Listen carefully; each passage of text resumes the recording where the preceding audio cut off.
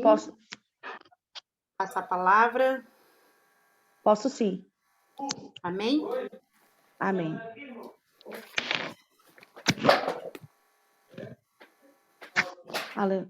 Saúde a todos com a graça. Saúde a todos com a graça e a paz. A paz. Louvado seja o Senhor, porque Ele nos permitiu de estarmos aqui, né? Mais uma vez, com essa família abençoada que o Senhor nos colocou. Deus, Ele é maravilhoso. Nós não temos palavras para agradecer a Deus por todas as gratidões que Ele tem feito na nossa vida. Tem um salmo que eu peguei ele para mim e é muito tremendo, que diz na Bíblia, no Salmo 116, que ele diz assim: que darei eu ao Senhor por todos os benefícios que Ele tem nos feito.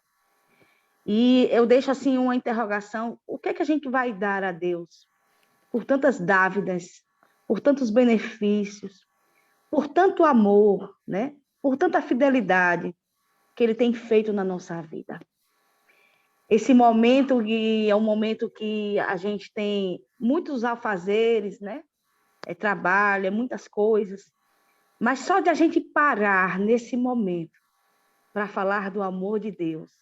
Porque eu sei que tem vidas aí, eu não sei quantas pessoas tem nessa live, mas eu sei que tem vidas aí precisando apenas de uma palavra, de um abraço, né?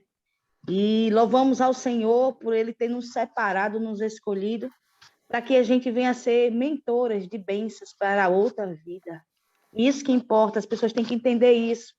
O processo vem para que você venha amadurecer no processo, para você ser curada, restaurada, para você poder curar outras vidas. É para isso que vem o processo de Deus na nossa vida. Porque como é que Jesus ele vai saber que você vai passar a cura para outras pessoas se certas deficiências da nossa vida a gente não é convicto, nem tem certeza que é curado realmente, né? Então, para isso que o Senhor nos levanta, Ele permite a tempestade, Ele permite os ventos, mas tem um detalhe: você não está sozinho na tempestade, você não está sozinho no vento, porque Ele tem um controle, né, da nossa vida. E a Bíblia nos relata que, lá em Apocalipse, eu não entrei na mensagem ainda não, viu, na palavra. A Bíblia nos relata que lá em Apocalipse, que Deus ele tem a chave da vida, olha que tremendo, e da morte. Então, só Deus sabe o dia da nossa vida, né, que é o renascimento de muitas pessoas que renascem, e o dia da morte, é Ele que decreta. Quando Ele decreta, está decretado, porque Ele tem planos maiores, né, em outro mundo, em outra vida, né? Jesus disse para nós que ele tem uma rua cheia de ouro, de puro jaspe, preparada para mim e para você. Então, tudo que tem aqui nessa terra é passageiro, Decamanaia Sou. É passageiro, nós estamos aqui de passagem, né? Para cumprir o propósito que Deus nos destinou. Por isso que o Senhor, aqui no Brasil, de manhã, né? 11h22 da manhã. Não sei aí na Itália que horas é, mas Deus ele sabe de todas as coisas. Então, assim, muitas pessoas são apegadas a muitas coisas. E Jesus ele diz assim que ele não quer que a gente se apegue, quer que a gente se desapegue. Mas não quer dizer que Deus vai deixar de nos abençoar. Não. O Senhor vai nos abençoar, porque a Bíblia diz lá no livro de Deuteronômio que se você crer e for obediente, você comerá o melhor dessa terra e a bênção vai vir até você. Você não vai correr atrás das bênçãos, né? E às vezes as pessoas ficam desesperadas, né? Desequilibradas, achando que o Senhor esqueceu de mim e de você. Ele não esqueceu. Ele só apenas está caprichando para o que ele tem de melhor para nós, né? E às vezes no momento da ansiedade de muitas coisas, nós perdemos o equilíbrio, o entendimento de discernir o que é, Jesus, que o Senhor está permitindo nesse processo que eu estou passando. Qual é o propósito? A palavra é o propósito. Para tudo que nós façamos, tem um propósito da parte do Senhor. Algum propósito Deus tem na sua luta. Algum propósito Deus tem em todas as áreas da nossa vida. Porque Deus, ele faz as coisas perfeitas. Por isso que na palavra do Senhor diz que as coisas do Senhor, ela é boa, perfeita e agradável. E a mensagem, eu orei ao Senhor, não tinha preparado nada, foi tudo muito corrido. E Deus colocava uma passagem no meu coração, muito conhecida. Não sei, não sei quem é que vai ouvir essa mensagem, o que é que Deus quer nos despertar nessa palavra, mas a palavra do Senhor se encontra no livro de Lucas, capítulo 12. Né? É uma parábola do juiz iníquo, que ele vai nos dizer assim. Disse-lhe Jesus uma parábola sobre o dever de orar e nunca esmorecer. Havia em certa cidade um juiz que não temia a Deus e nem respeitava homem algum. Havia também naquela mesma...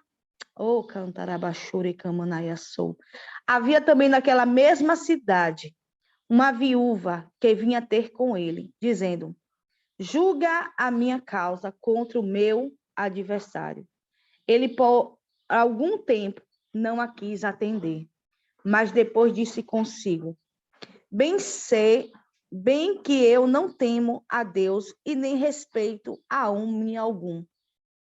Todavia, como esta viúva me importuna, julgarei a sua causa, para não suceder que, por fim, venha a molestar-me.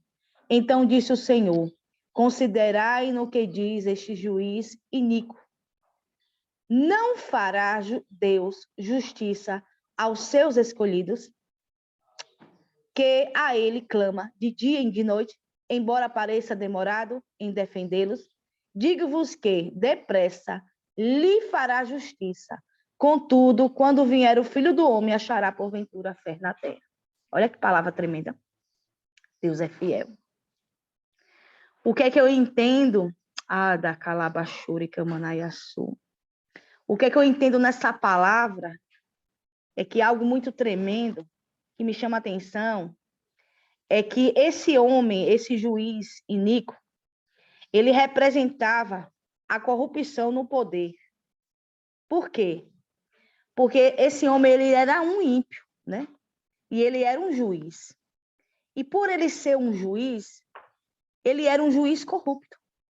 Corrupto de quê?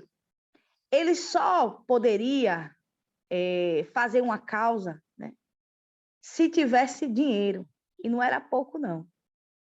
Ele jamais se incomodaria de colocar um processo, fazer uma causa sem dinheiro nenhum. Porque ele já estava acostumado, né? Ele representava, né, a corrupção, já estava decretado nisso aí. Só que vocês sabem, como diz a palavra do Senhor em toda a Bíblia, que uma viúva, na época, né, de Jesus, como hoje deu uma melhorada, né? Mas naquela época, uma viúva, ela era o quê? Era uma pessoa isolada, era uma pessoa pobre, entendeu? E aqui a palavra do Senhor diz que ela não tinha recurso nenhum. Se olhar, era viúva, era pobre, ela não tinha possibilidade nenhuma.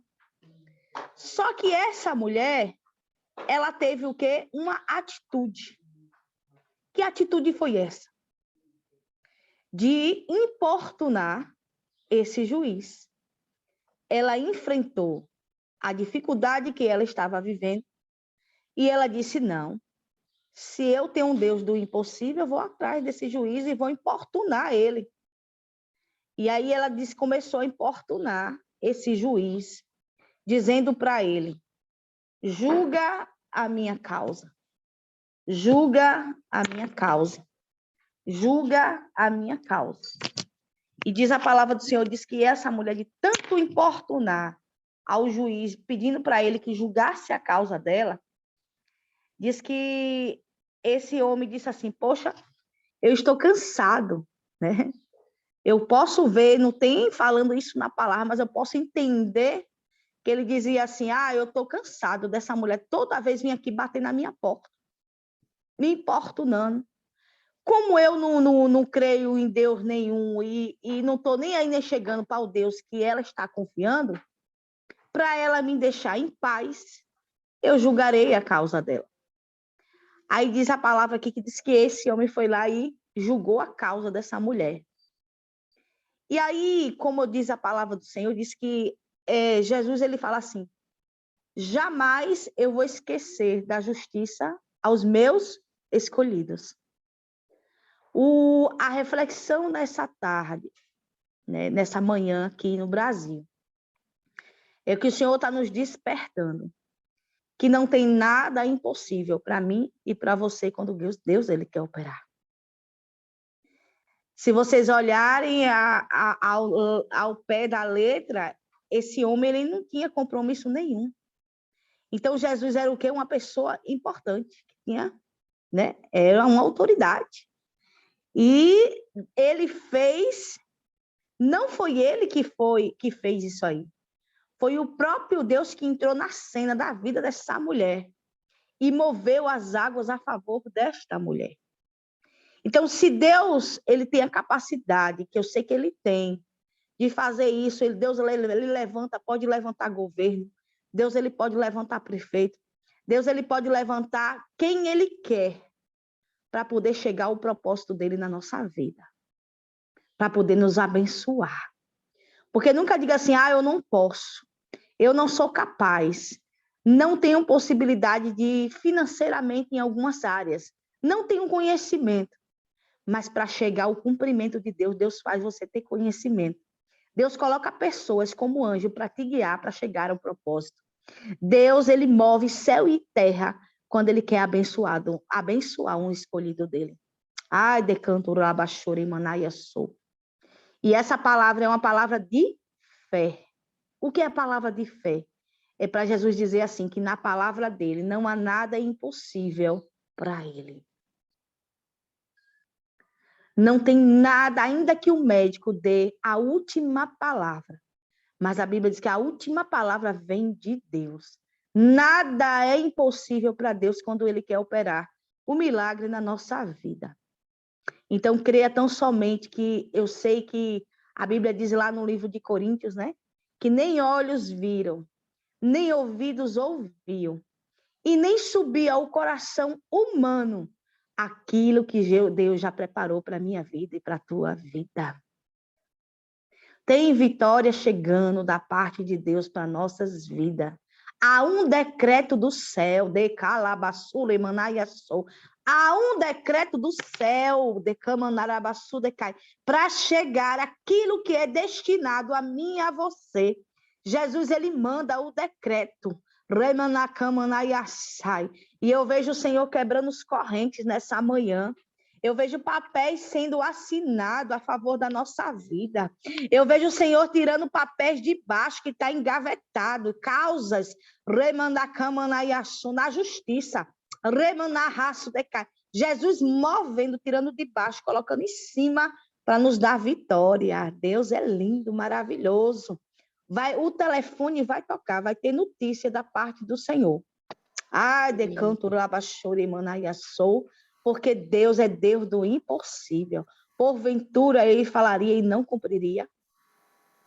Né? E aqui eu deixo a minha participação nessa manhã. Amém? Amém. Glória ao Pai, glória ao Filho e glória ao Espírito Santo. Aquela viúva, ela tinha um opositor, né? Que de alguma forma estava agindo com injustiça contra ela. Exatamente. E naquela época, as viúvas facilmente passavam por necessidades, né? Grande necessidade, principalmente quando herdavam dívidas de seus maridos falecidos. Meu Deus. Aquela época tão difícil, né? Desde o Antigo Testamento, né? A Bíblia menciona algumas viúvas que passaram por essas situações difíceis e viveram de modo precário, né? Tem ali como o profeta Elias, né? E também o profeta Eliseu. Apesar disso, não é possível afirmar afirmar que qual era a verdadeira situação daquela viúva. Não sabemos, né, se Não, ela era jovem ou idosa, se era a Bíblia não rica ou se relata. era pobre, né? Nem mesmo sabemos a causa de seu litígio. Simplesmente tais detalhes são indiferentes, desnecessários, né? Mas nós sabemos que Deus entrou naquela causa daquela mulher, né? Usando aquele juiz, né? E muitas das vezes acontece isso em nossas vidas também, né? Deus, ele sempre entra na nossa causa, ele sempre resolve todas as coisas nas nossas vidas. Ainda que a gente ache que não tem solução, mas Jesus é a solução de todas as causas, de todas as coisas nas nossas vidas. Amém? Alguém quer falar alguma coisa? A